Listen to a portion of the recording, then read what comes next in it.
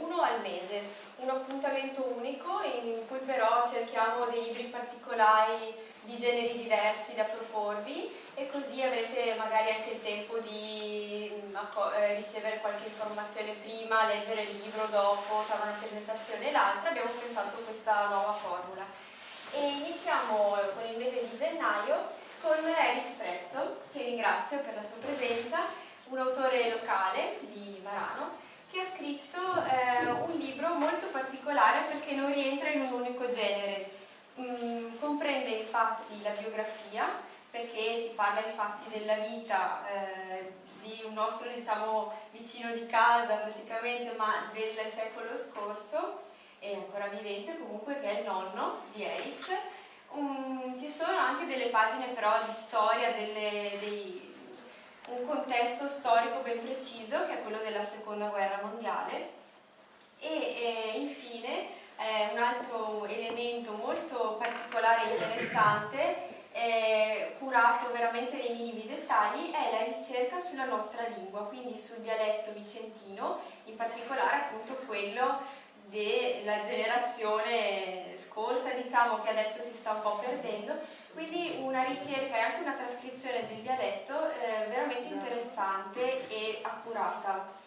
E in più il libro è corredato da foto che stasera ci mostrerà, e quindi cedo subito la parola a Eric e lo ringrazio nuovamente. Ringrazio anche il sindaco, che magari alla fine, insomma, sì, vi darà personalmente il suo saluto, e buona serata a tutti.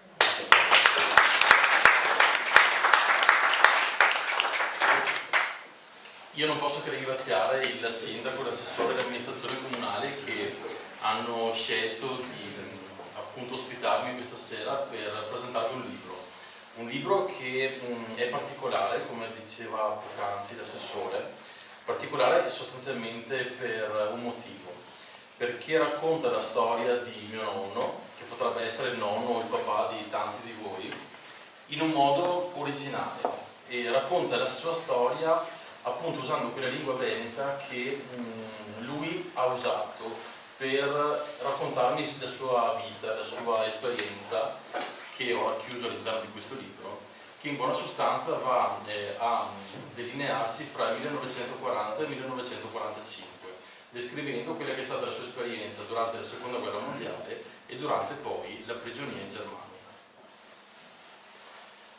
Prima di iniziare con la lettura di alcuni brani che ho scelto all'interno del libro, vi voglio leggere un brevissimo testo che ho inserito sulla principale aletta della copertina, che in qualche modo riassume i motivi per cui ho deciso di scrivere questo libro in questo modo. Qualche anno fa ho scommesso a notarmi tutte le storie che mi contava mio nonno. Non so neanche a me perché. Mi pare quasi che la mia coscienza la mi ordinasse di farlo. Da una parte ho attaccato questo lavoro perché mi dispiaceva che le sue memorie le andasse perse, ma non c'era mia tutto lì. Che c'era qualcosa di più profondo che allora non capiva. Fatto sta che, tempo dopo, mi ho cattato in mano un bel pacchetto di pagine scritte per dritto e per roverso, mezze scarabocciate. E se stai lì che guardandole, ho capito perché mi era venuta questa idea. Non c'era mia solo che le storie del mio nonno che voleva tramandare, ma anche il suo modo di parlare, tutte che le espressioni che lui parava e che mi, da ormai, non c'era più abituato a sentire. A rileggerle mi è venuta la pelle di oca, me lo ricordo come che fosse adesso. Mi pare perfino impossibile che queste parole, queste frasi, le potesse darmi tutte queste emozioni. Sotto gli occhi che aveva un tesoro grande, che ho pensato subito di spartire con tanta altra gente. Se sta così che si partia sta mia avventura, che la mi ha portato a pubblicare il libro La storia degli uomini senza paura.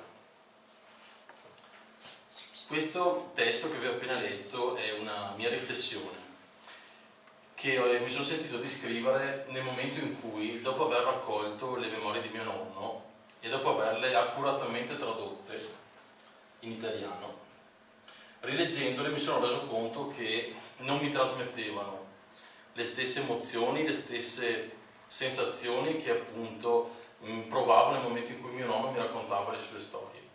È per questo motivo che ho deciso poi di procedere con un lavoro inverso, cioè quello di recuperare la lingua originale e di trascriverla all'interno di questo testo. E inizieremo adesso a sentire alcuni capitoli della sua storia. Un bel dì, a Gera sentà in camerata, sentasò su una branda. Gavè mio amico Angelo Losco e un'altra recluta lì comì, uno per parte. A un certo punto ne è venuto davanti un vecchio con le barbe lunghe, Presello che chiamava. Non c'era mia una persona grande, di quelle che ti fa impressione. Se puoi dire che c'era una mezza caricatura a regola di tanti altri. E se che sentasò di fronte degli altri e che attacca a parlare. Mi però capiva solo che le bestemmie, perché parlava per furlane. Mi ricordo che trasè attorno alla testa finché ne contava tutte le sue storie. A sentir lui parea che fosse un gran personaggio. E il disegno di essere stato in volta per non so quanti posti e anche sul Monte Canin. Insomma, diciamo che se dasea tanta importanza, anche a massa per i miei gusti. I sbruffoni in fondo non mi è mai piaciuto. Fatto sta che, trando attorno alla testa, che si andò a partire il capello e dove si finì? Proprio sotto le mie gambe. Sì che mi ha guardato dritto in gli occhi e mi ha detto: "Toma sul capello, matta." Totelo su, che ho risposto mi. Ma scherziamo neanche. Dire che ne offesa così a un vecchio. Lei le va in piedi e gli ha aperto una bocca che pareva che volesse mangiarmi. E allora sollevò su in piedi anche me, e prima che potesse capire cosa che gli era dovuto succedere, gli godà un destro di quelli potenti. So che indosso aveva una giacchetta di tela che la mangiava bella comoda. Bene, la sega discusia tutto torno, era stata a casa solo che la spallina. Gobbio da fare un tocco più tardi per cosirla su.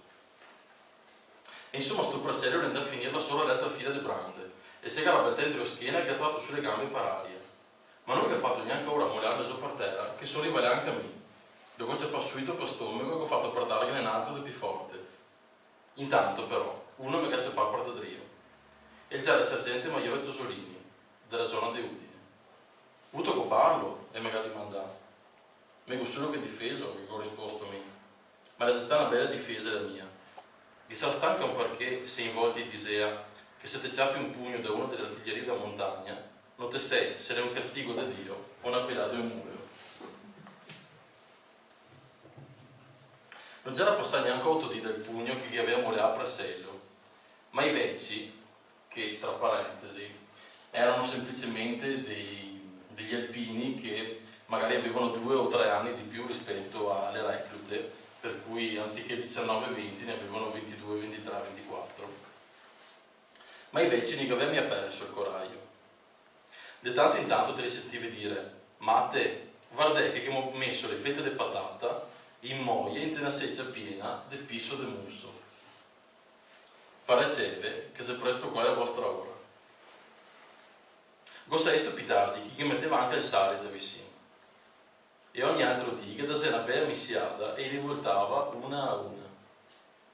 È bello se che gli ufficiali sapevano tutto, ma non che diceva niente perché già era d'accordo con i vecchi. Una volta ho sentito un amico di Marecce che gli diceva: "Noi li spremiamo di giorno, voi li spremete di notte." Sicché una sera, dopo che aveva suonato il silenzio, abbiamo sentito subito suonare le larmi. Cioè, se abbiamo tirato su in pressa e se abbiamo guardato su per il muso dicendo: "Ostraga, cosa che c'è adesso?" Intanto si caspera anche la porta doppia in fondo alla camerata e si è venuto dentro 5 vecchi. 4 e teneva su un baldacchino da processione, fatto con altrettanti pali di legno dritti e una quarta per sopra. Sotto sto baldacchino c'era l'ultimo della squadra, con un bel nissolo bianco a farghe da mantello. In mano questo che aveva una seccia mezza piena di quelle famose fette di patata. Visto così mi ho tirato sulla sinistra e ho visto tutti i miei compagni in ginocchio in fondo alla branda, con le manine giunte. Continuate a vedere anche un certo Bortolaso da Vicenza, un mio scritto, e sarà stato 10-15 kg di epidemia, e so che aveva il naso schissà perché faceva pugilato. E insomma, sti 5 briganti, isendata il primo delle figlie, e che cadà in bocca la fetta di patata, dicendo che in onore del terzo montagna, ciappa sta patata e magna. E lui l'ha tolta come che fosse stata una particola, cosa che mi ha tocca vedere. Le ha mangiato, che ha fatto una faccia trista, che mi ha fatto infine il peccato. Affanno, mese vigno. Fatto il primo e si è passato il secondo, sicché è arrivato a me, che già era il terzo delle figlie. Mi già resta fermo, quieto, buttato in branda. E a quel punto uno dei 5 mi ha domandato: e ti? Cioè che aveva una faccia da sciaffia che era ancora presente qua, davanti agli occhi. E mi, a sto ben così, vi ho risposto. E allora invece che una te che ne ciappi 10. Se par disgrazia gli era in piedi, non vi sparagnava un cassotto neanche se pensava di portare via la testa. Fatto sta che si andava via, e così che ha fatto tutti le sue comunioni.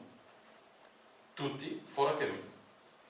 Cioè un poco che fosse stato istruito mio papà avanti da via soldati, un poco che fosse stato salvatico del mio. Fatto sta che mi già apparecciava tutto. Se per cui che i miei compagni d'armi mi chiamava io anni senza paura. Questo è un capitolo che si ambienta nella prima fase della sua esperienza di guerra. E mio nonno era in caserma a Gorizia, quindi stiamo parlando di un addestramento militare prima della partenza effettiva per la guerra. Un addestramento che durò pochi mesi e che successivamente portò mio nonno insieme ai suoi compagni in Albania. E fu coinvolto nel conflitto fra la Grecia e l'Albania, Albania che era chiaramente territorio italiano a quel tempo, e successivamente mio nonno venne spostato in Montenegro per trattare di reprimere alcune rivolte che erano sorte in quei territori ad opera dei partigiani dopo l'occupazione italo-tedesca. Già il 2 settembre del 42, con suo partito dei Balcani, per venire a casa in licenza. Già era 2 anni e mezzo giusti che già era via. Che la mattina, mi e il Maule, un mio amico, siamo partiti corsa come 2 lievori, sopra il sentiero, in mezzo ai boschi. Così siamo in fondo come catai i camion che ne aspettavano. Siamo montati su e ne camminà a Cattaro. Là siamo stati fermi 5 dì prima di imbarcarsi. Mi ricordo che una sera ho mangiato non so quante sardelle e di notte mi ho svegliato che aveva una segna rabbiosa. Sì che sono da bevere alla fontana che era in mezzo al paese, ma ho visto che non la pissava neanche. Dico che uno che mi ha detto che la sarava di notte e sinché sono andato al porto e mi ho sguardato la bocca con l'acqua del mare. A Cattaro già era pieno di gente che andava e che veniva. Un colpo mi ha domandato a me e a sto mio amico di andare a dargli una mano in cucina. Sì che mica ho detto al Maule: ascoltami Mirino, è meglio che andiamo. Difatti, da di là che mi porta via un bel tocco di formaggio grana. So che lo mi sconto bene dentro sul zainetto. Ai 7 di settembre, la mattina a buon'ora, seguiamo in parcà. Siamo venuti su per mare, giù la costa della Dalmazia.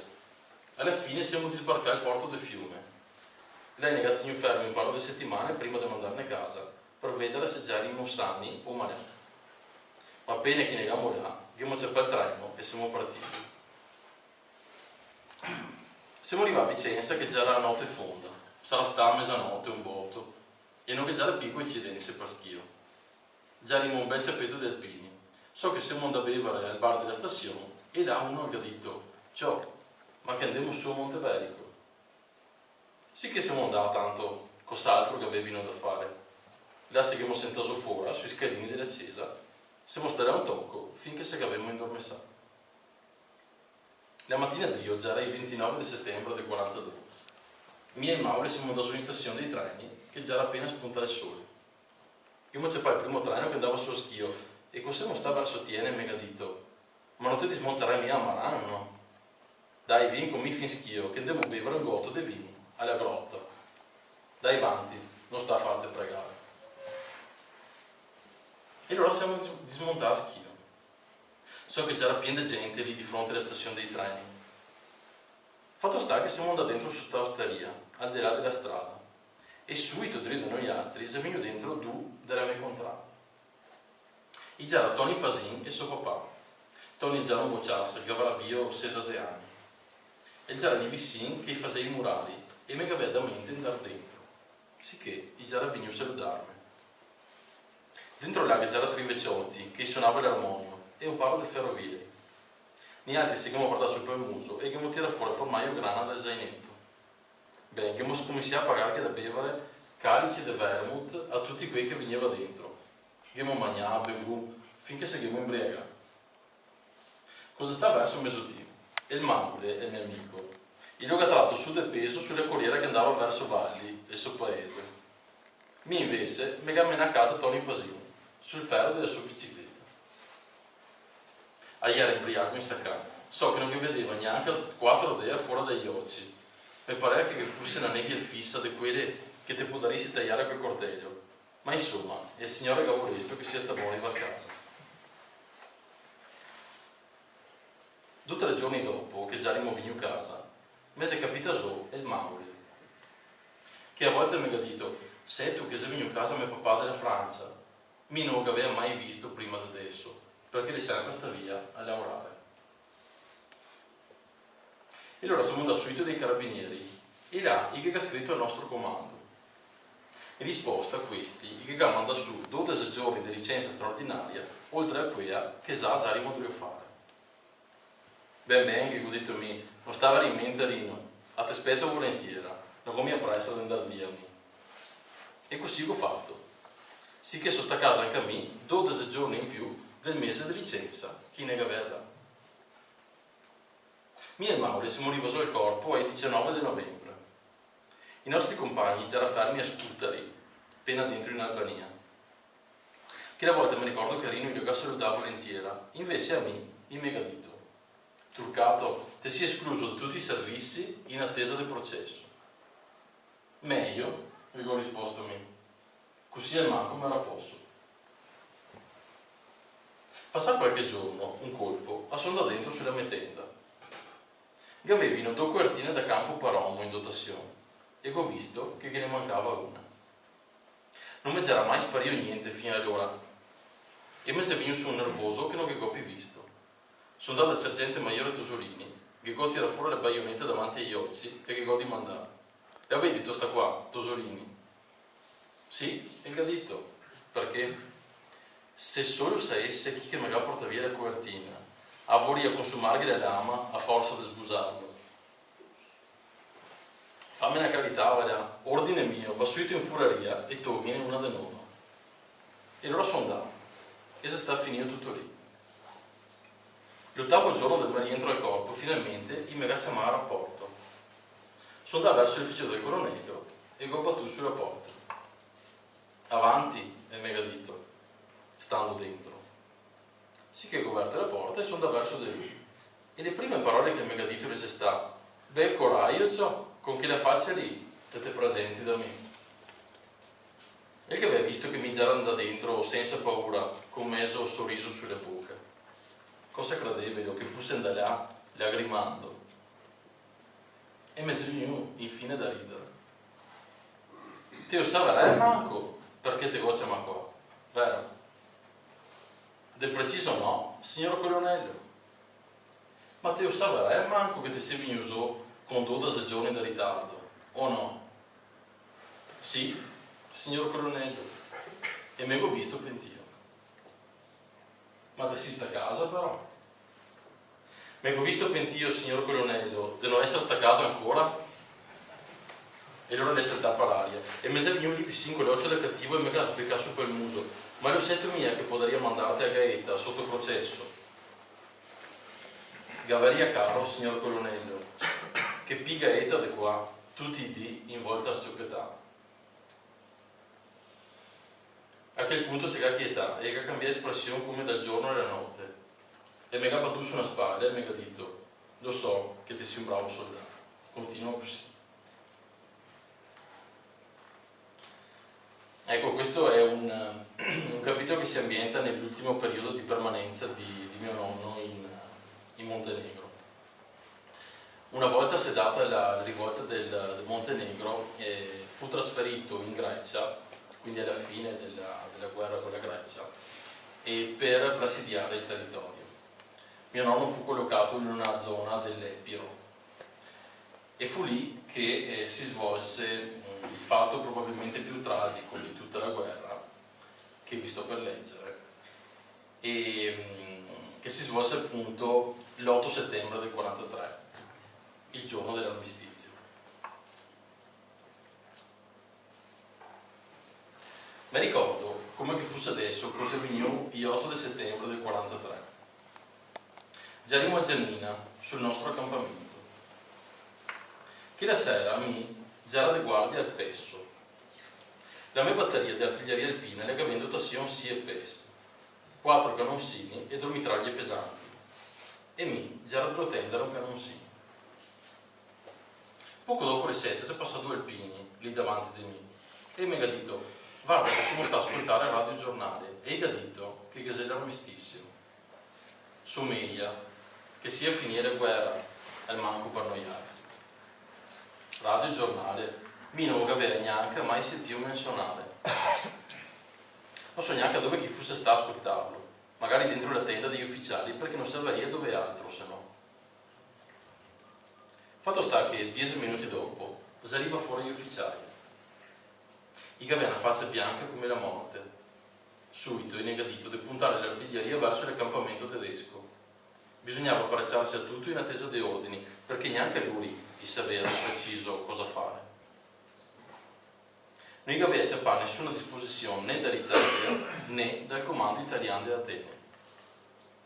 Appena che stanotte, di sicuro la più lunga di tutta la guerra vista la situazione. I greci, i che attaccavano andarne a dire che se noi altri che avessimo attaccato i tedeschi da davanti, lui li avrebbe attaccati alle spalle. I già era proprio convinti. Ma come se che si faceva mettersi a sparare contro i tedeschi? Cosa sarebbe successo dopo? Anche perché pochi minuti dopo, proprio i tedeschi ne avevano mandato a dire che se noi altri li avessimo attaccati, lui non avrebbe sparato neanche un colpo. E si avrebbe rifiutato, anche se avesse più l'ordine di farlo.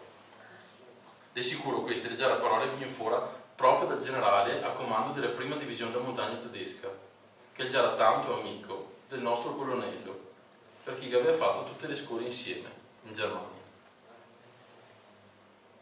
E il di Drio, alla mattina buon'ora, ne arriva l'ordine di pareggiarsi per andare in Italia, con tanto di carta fatta dal generale tedesco.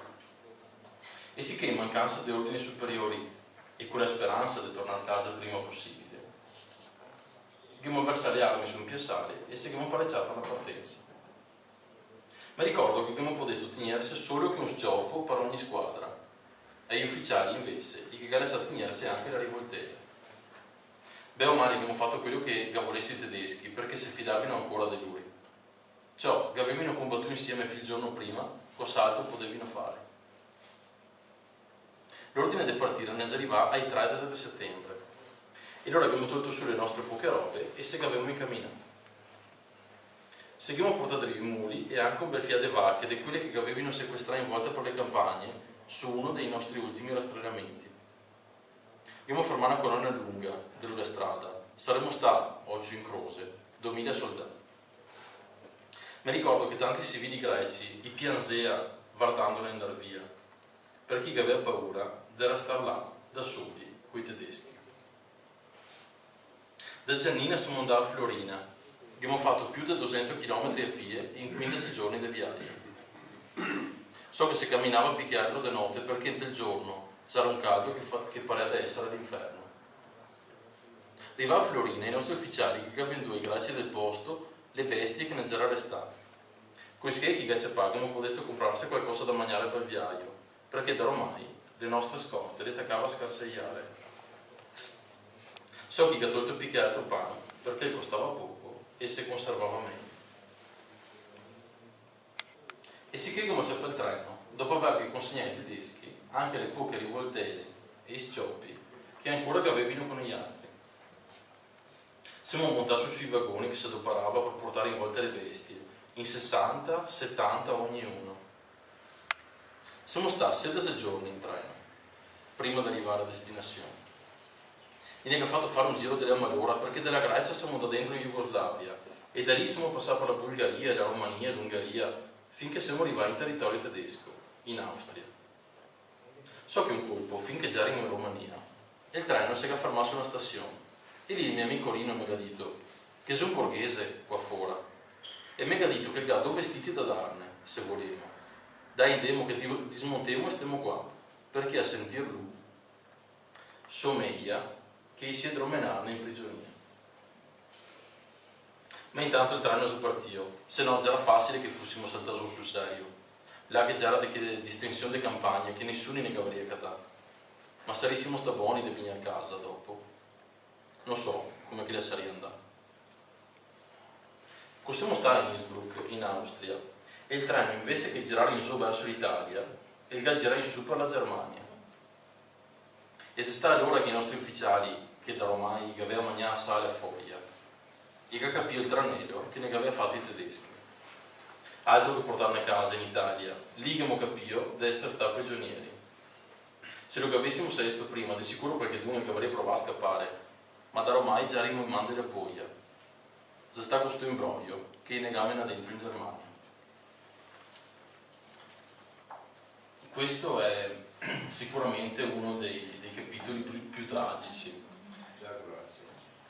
perché in buona sostanza i nostri soldati, che per la maggior parte erano persone non scolarizzate o comunque con una scolarizzazione abbastanza bassa, sapevano sia leggere e scrivere, non sapevano, non conoscevano le condizioni geopolitiche europee. Si trovarono ad un certo punto che il loro unico riferimento, che erano appunto gli ufficiali, non sapevano cosa fare. Si fidarono di quello che fino al giorno prima era stato il loro alleato di guerra, cioè l'esercito tedesco, e salirono su questi treni che dovevano portarli a casa. La guerra invece era ben lunga dal finire, perché mio nonno fu portato con i suoi compagni nel settembre del 1943 direttamente a Berlino e tornò a casa nell'ottobre del 1945, per cui la parte peggiore della guerra probabilmente doveva ancora iniziare, quando invece loro pensavano che sarebbe finita di lì a pochi giorni. È proprio qui che si svolge il prossimo capitolo che vi sto per leggere, nella città di Berlino ormai accerchiata dagli eserciti americani da una parte e russo dall'altra, e una città che ormai la sua popolazione vedeva di essere senza scampo.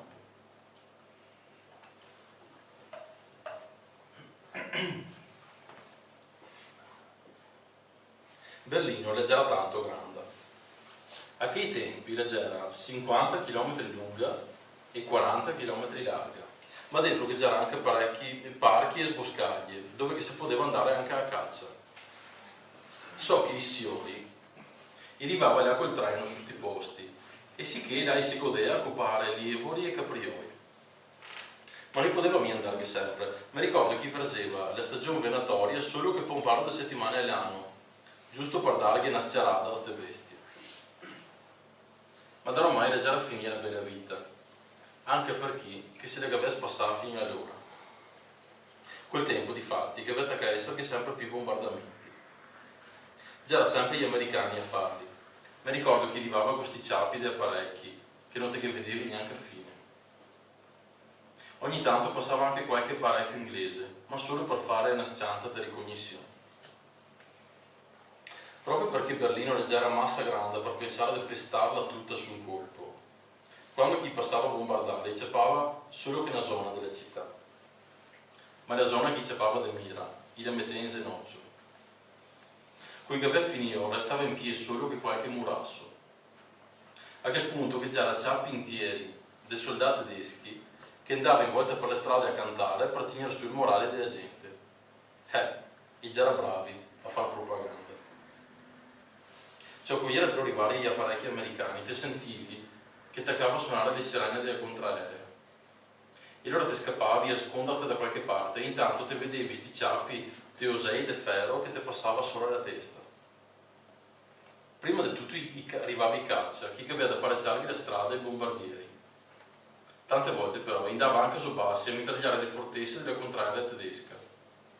queste strutture che avevano muri di cemento armato larghi 4-5 metri e insieme aveva un piano dove che gli metteva cannonsini e mitraglie pesanti sempre parecciati coi colpi in canna. Si che arrivava a queste squadriglie d'aerei da bombardamento messi a forma di punta di freccia. Parea che fosse quasi intrigavi ignorvanti da carghi che c'era. E allora ti scominciavi a vedere le bombe venire fuori dalle panze di questi apparecchi. Leggera grandi come vesoli, leggera tutte incaenate fra di loro. Cioè le bombe a caena leggera terribili. Le faceva saltare per aria anche le stazioni sotterranee perché nel stesso punto, prima che ne sciupava una, dopo un'altra, dopo st'altra.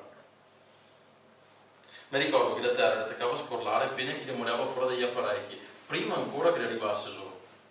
E mi tante volte le buttavo su per terra, a panza in su e coi bracci verti, a guardare sto spettacolo, a pensare che adesso mi viene i brividi.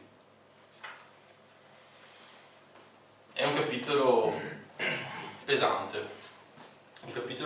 perché rappresenta, direi in modo molto buono, quella che era la condizione dei nostri soldati che furono deportati in Germania, dove non vennero nemmeno considerati prigionieri di guerra, bensì internati militari, come furono definiti, per privarli anche di quella condizione onorevole, tra virgolette, che solitamente i prigionieri di guerra hanno.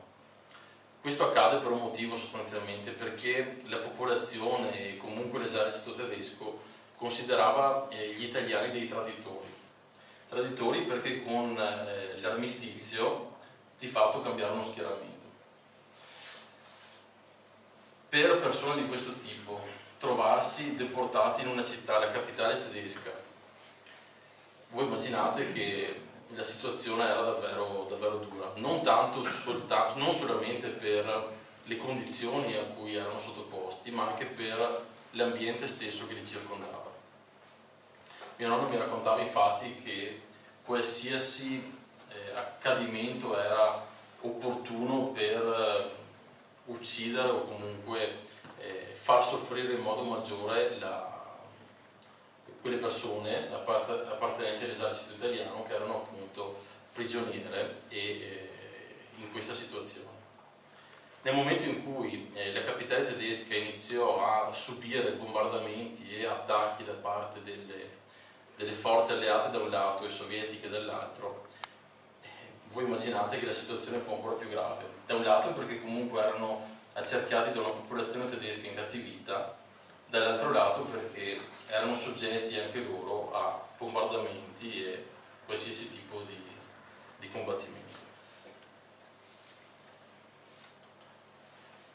Dopo il maggio del 45, mio nonno, trovandosi nella zona di quella che poi diventò Berlino Est, fu catturato dai russi.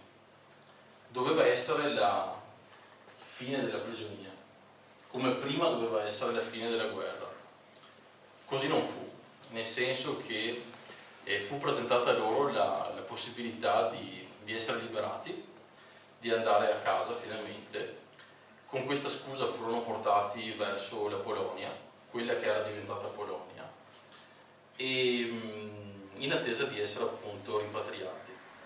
Si scoprì poi che l'intenzione non era quella di rimpatriarli, bensì quella di mandarli in Siberia a lavorare. Qualcuno ci finì veramente in Siberia. Non fu il caso di mio nonno, perché per fortuna ci fu l'intervento delle Nazioni Unite che obbligò in qualche modo l'allora esercito sovietico a rimpatriare i nostri soldati. Ma in questo paesino della ex Prussia orientale, allora diventato poi Polonia, che si ambienta questo capitolo che vi sto per leggere. In ultima, verso la metà di settembre del 45, egli era restato senza braghe da ormai, a forza di tacconarle su. Cioè ogni volta che le si rompeva, mia che metteva una bella pezza di corame sulla sbrego e che faceva così dura per fuori con una buccia o con qualche tocco di fil di ferro. A fare come che poteva, ma intanto mi arrangiava su. Però aveva ancora la mantellina che ne aveva da Gorissia, prima ancora di partire per la guerra. Si che gotta di mandare in volta, se che c'era qualche dun onde fare i lavori da sarto. A voleva farmi fare un par di braghe nuove, doparando proprio la stoffa di sta mantellina. Finché un toso che c'era lì con me mi ha detto, mica ne conosco uno, casa in Italia e fa proprio il sarto di professione. E allora mi ha camminato a questo. Mi pare che fosse stata a Vicenza, se non mi sbaglio. Così sta là e mi ha tolto le misure, sì che mi ha detto, sì, te ne faccio 1000 braghe, senza problemi. Basta che te mi dai la mantellina e con quella mi rangio. E per il pagamento, vi ricordo di mandarmi. Beh, dammi quello che te che non stava in mente per sta roba qua, che in qualche maniera se mettiamo d'accordo. E allora te porto un sacco di patate, che ho risposto a me, perché non avrei visto, cosa altro dirti. Proprio in quel momento si salta fuori altri 4 tusi. I già lì vicini vi ascoltare i nostri discorsi. E mi ha detto, dinelo sei tu, quando che te ve per patate, che veniamo anche noi altri contigo. Gavarissimo caro di cattare su qualcosa da mangiare. Va bene, stiamo d'accordo così, che ho risposto a me. Dopo qualche dì si capita il momento di andare. So che ho pensato, ancora bisogna che vai per forza a togliere le patate, perché darò mai le braghe e me le casa fatte. Già da giorni che guardava sempre il tempo, aspettava che fosse una notte scura, senza luna. E allora, appena che sia possibile, sono andato ai Tusi e che ho detto, ciao Tusi, guarda che mi stanotte, favore. Ben, vai là, fare una carità, che il Signore ti benedissa. Ti tega da essere un ladro di professione anche a casa. Abbiamo pensato di stare qua quieti, perché non avevamo mia voglia da rischiare la pelle. Sì che sono da via da solo, col mio sacco su una spalla. A sapere dove che aveva da andare, perché aveva fatto un giro anche il giorno prima. Mi ricordo che mi era toccato anche passare un fosso con l'acqua che mi arrivava a metà panza, ma non mi si mai da dritta, come quella notte. Difatti, appena arriva sul posto, uno dei tanti campi di patatare che già era là, ho sentito un fiato movimento. E allora sono davanti pian pianello, ma non vedeva niente, perché già era proprio scuro orbo. Cosa sta a 5-6 metri da dove che veniva sto rumore, ho fischiato piano. E si è sentito subito silenzio. E allora ho fischiato un'altra volta, un fiato più forte. Pensa che ha sentito gente scappare via come che fosse stato un branco di caprioli. A me gonfiato da ridere, sono da là. Insomma, per terra che c'erano tutti i fagottelli pieni di patate. Dico svuota dentro sul mio sacco e so che non mi bisogna neanche statute. Mi ha toccato stare là per terra un fagottello mezzo pieno. Zappare c'è. Sì che ho legato la bocca del mio sacco e sono tornato a casa contento. E la mattina Dio vi devo portare il salto in cambio delle braghe. Un paio di giorni dopo sono passato via proprio per di là e ho visto il padrone del campo, un borghese tedesco, che già da Dio cavare sulle patate, o meglio, quelli che saranno restati per terra. Sì che ho pensato di fare un salto là per fare 2 ciaccole. Appena che sono arrivato ho detto, ciao ma, ti te una mano sulle patate o no? Il caro scrive proprio bene. Guarda quante mazze che ne manca, in quanti geli. Tasi mi ha risposto. E pensare che io ho tenuto anche con scioppo e mi ha fatta proprio sotto il naso. Se solo che avesse saputo cosa che già era successo, non poteva neanche immaginarsi. Ho sempre più un muso dottore.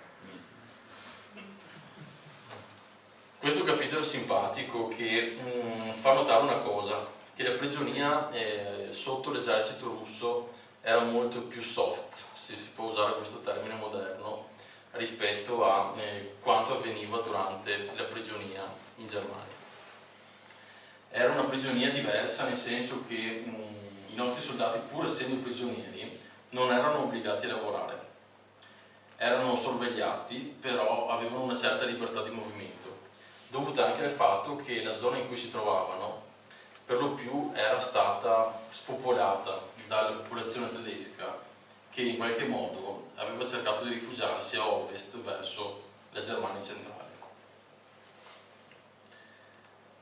A maggio del 45 finì la guerra, mio nonno fu prigioniero dei russi fino a ottobre del 45, quando si svolge appunto l'ultimo capitolo che vi leggerò stasera, che riguarda il suo rientro a casa. Si moriva in stazione a Vicenza verso le 10 del mattino.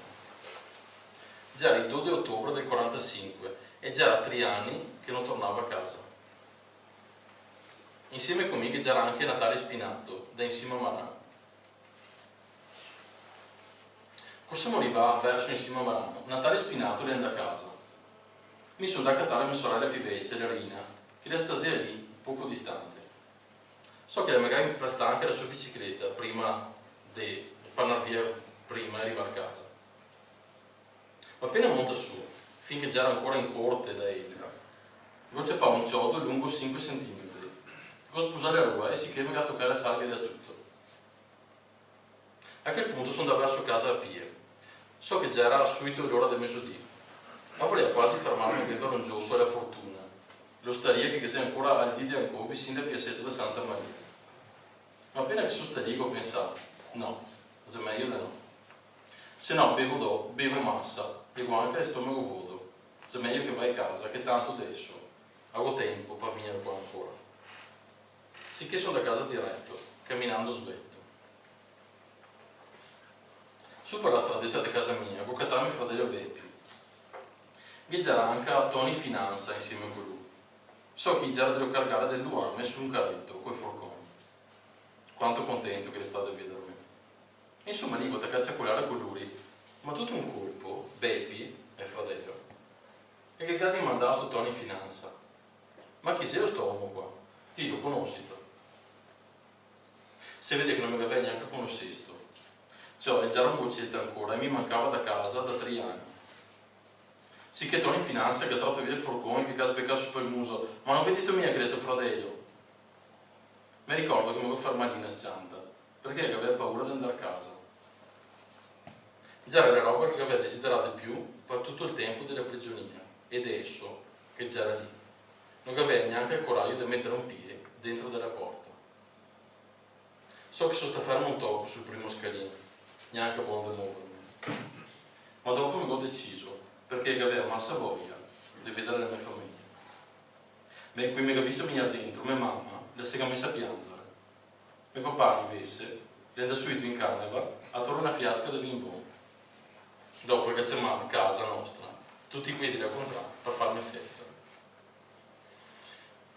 Questo è sostanzialmente un capitolo importante e ricordo sempre con piacere una domanda che durante una presentazione come questa una signora mi ha fatto e la domanda era sostanzialmente questa: come mai il capitolo che ho appena letto, che è di fatto uno dei più importanti del libro, in quanto è la conclusione di una vicenda durata 5 anni e mezzo, è stato in qualche modo raccontato in così poco spazio, nel senso che ci sono dei capitoli, poi chi avrà piacere di comprare il libro potrà rendersene conto, ci sono dei capitoli che raccontano episodi molto meno importanti, che occupano uno spazio fisico molto più lungo, molto più importante. Nel senso che mio nonno si sofferma sui particolari, sulle espressioni delle persone che aveva davanti. In questo caso invece non lo fa. Allora, lì per lì confesso che questa domanda mi spiazzò un po' e non fui capace di dare una risposta subito, cercai di arrangiarmi un po' come potevo. Ebbi però la possibilità di pensarci a casa e credo di essermi dato una risposta che ipotizzo essere una risposta abbastanza giusta. Mio nonno si è sempre presentato e ha sempre voluto farsi conoscere come Ioannin senza paura, quella persona forte e coraggiosa che si era guadagnata un soprannome così altisonante in guerra. un soprannome che probabilmente derivava da quella corazza che si era costruito davanti a se stesso per proteggersi da tutti gli eventi che fu costretto a subire. Probabilmente quando si trovò dopo 5 anni e mezzo davanti alla porta di casa, questa corazza andò un po' a scemare e forse tornò ad essere per un po' non più Ianin senza paura, ma Natale Truccato, che è il suo nome. E forse per non farsi prendere delle emozioni, forse per non trasmettere quelle emozioni che una persona di questa età solitamente non vuole far conoscere, io credo che abbia cercato di ritagliare questo testo, questo racconto, in modo da dare soltanto le pillole essenziali senza dilungarsi troppo. Ecco, una risposta che mi sono dato e penso che possa avere in qualche modo il suo perché.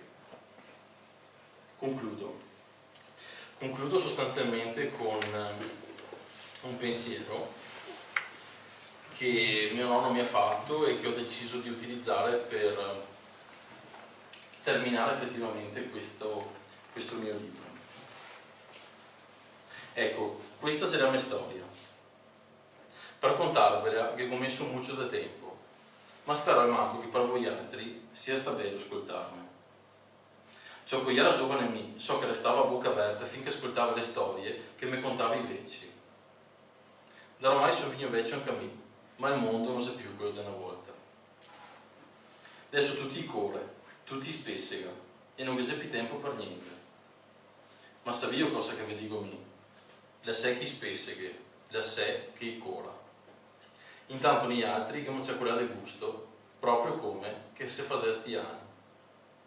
E credime, non c'è maniera più bella di passare il tempo che il Signore ne ha regalato. Grazie mille.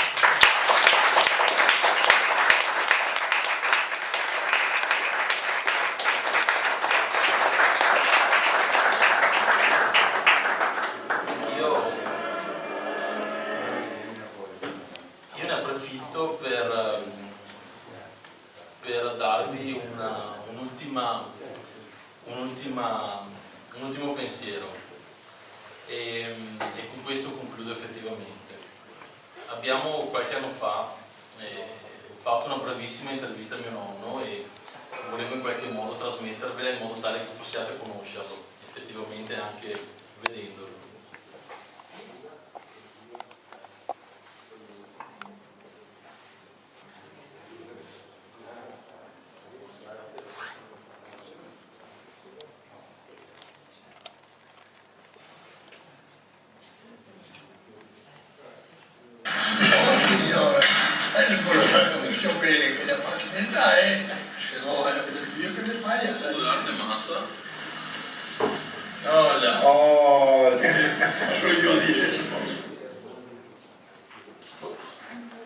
Ai 9 di marzo del 40 sono in casa dopo 2 anni e mezzo, ho messo in licenza più vecchio e dopo sono via dalla licenza, sono in casa dopo 3 anni giusti, sicché sono in casa il 2 di ottobre del 45.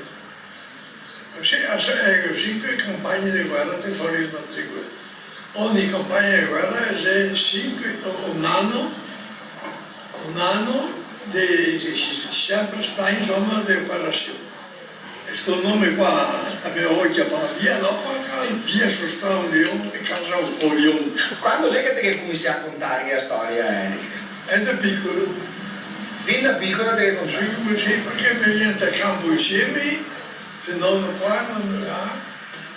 E mi ricordo una volta qua di Buscara che era, sono cascato da scalare un po' non la so, cosa come se era batà, le costruzioni che passavano, da piccolo sempre canticciava che se ne sei molto di qua.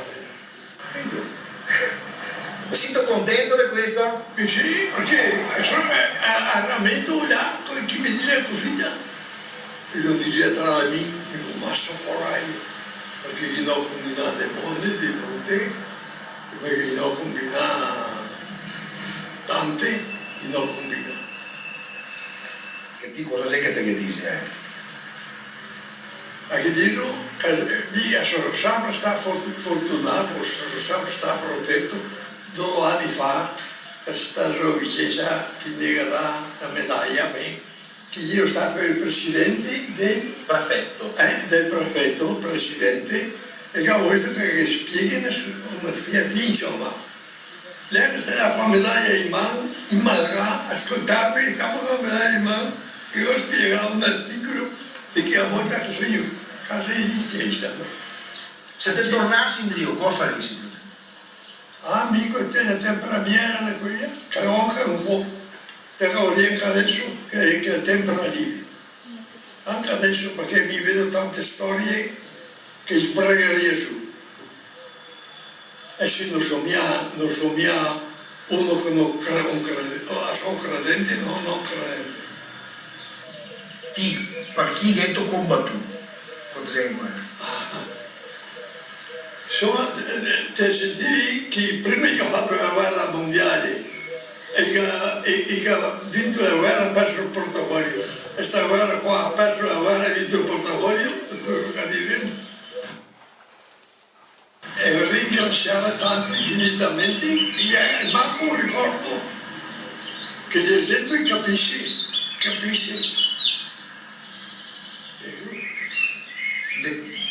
Ti adesso, alla notte quando te vieni in letto, pensi tu ancora a che giorni è? Ti viene in mente, ti viene...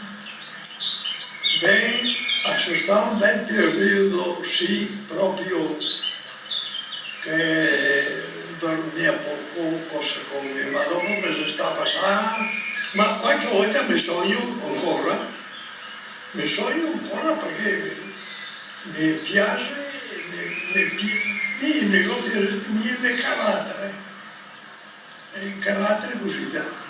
Per tutto sono contento, sì, perché a terra fare ho voluto lavorare, perché Dio non lo sente roba, ma quando 20, cari, e grazie, ringraziamo tanto ringraziare altri tutti.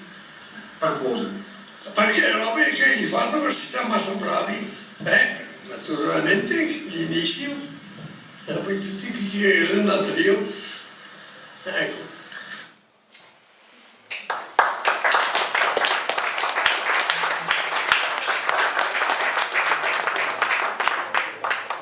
Grazie mille per la vostra attenzione e spero che questa presentazione vi sia piaciuta.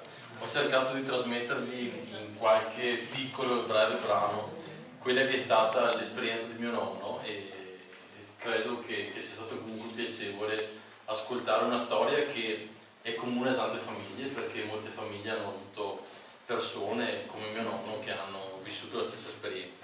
Grazie di cuore.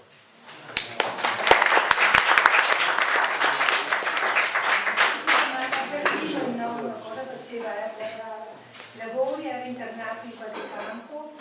Mio nonno di fatto fu portato in un campo di lavoro all'interno del quale rimanevano soltanto la notte per dormire. E di giorno veniva impiegato in lavori di vario genere. Per i primi mesi fu impiegato in lavori di muratura, diciamo, ecco, che si trasformarono poi in lavori di rimozione macerie dalle strade. Ebbe anche la fortuna per alcuni mesi di essere inserito all'interno di una macelleria dove poté sfamarsi e avere anche l'occasione di portare fuori qualcosa da mangiare per i suoi compagni.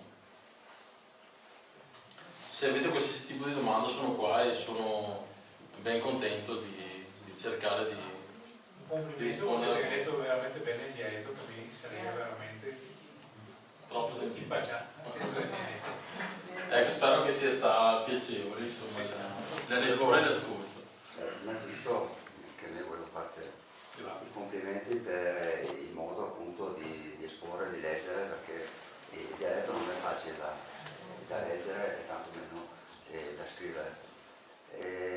Solo che certi termini in dialetto, soprattutto Veneto, eccetera, non hanno un corrispettivo in italiano. Giusto. Ad esempio la parola una scena rabbiosa, quindi non so, non so come, perché no, una scena rabbiosa dà proprio il senso l'arsura del... Era, e quindi secondo me sta anche vincente trascrivere queste lettere, questo diario. Penso che sia stato scritto direttamente giorno per giorno, oppure alla fine quando è tornato da... Mio nonno non l'ha mai scritto, nel senso che per anni ha sempre raccontato verbalmente questa sua esperienza. È lì che è nata l'idea di trascrivere queste storie. È iniziato un po' per caso, un po' per creare una sorta di diario di famiglia. E dopo aver raccolto, come dicevo prima, questa serie di racconti che diventava più lunga giorno dopo giorno, raccontati in ordine sparso, totalmente sparso, e ho visto che comunque avevo in mano un discreto diciamo ammontare di documentazione, di racconti eccetera, alle quali potevo poi abbinare anche delle fotografie che avevo cercato e trovato in giro per casa di mio nonno. Per cui lì è nata l'idea di riordinare in senso cronologico questi episodi, di controllare poi effettivamente se avevano un riscontro storico, quindi controllando, perché fidarsi è bene, non fidarsi è sempre meglio, giusto? Se questi racconti di mio nonno poi corrispondevano con l'effettiva strada, percorso che il suo battaglione aveva fatto. E alla fine da qui è nata l'idea di trascrivere tutto in maniera anche formalmente corretta, aggiungendo poi un appendice nella quale ho spiegato alla fine del libro quelle che sono le regole grammaticali che ho utilizzato per trascrivere questa lingua che siamo abituati a sentire ma non a leggere, e abbinando poi alla fine di ogni pagina la traduzione italiana di alcune parole particolarmente difficili o cadute in disuso, insomma, in questi anni, perché mio nonno ha 95 anni, per cui sapete meglio di me che la lingua si trasforma, no? Nel tempo. Ed è nato questo progetto che un po' alla volta ha preso corpo e che si è trasformato in questo libro che stasera avete conosciuto. Grazie mille. Grazie mille. Ecco. Io vi ringrazio per l'attenzione, ho notato durante la lettura che c'era un silenzio totale, per cui spero che sia stato per l'attenzione insomma, che avete prestato a questa mia lettura. Grazie ancora, veramente.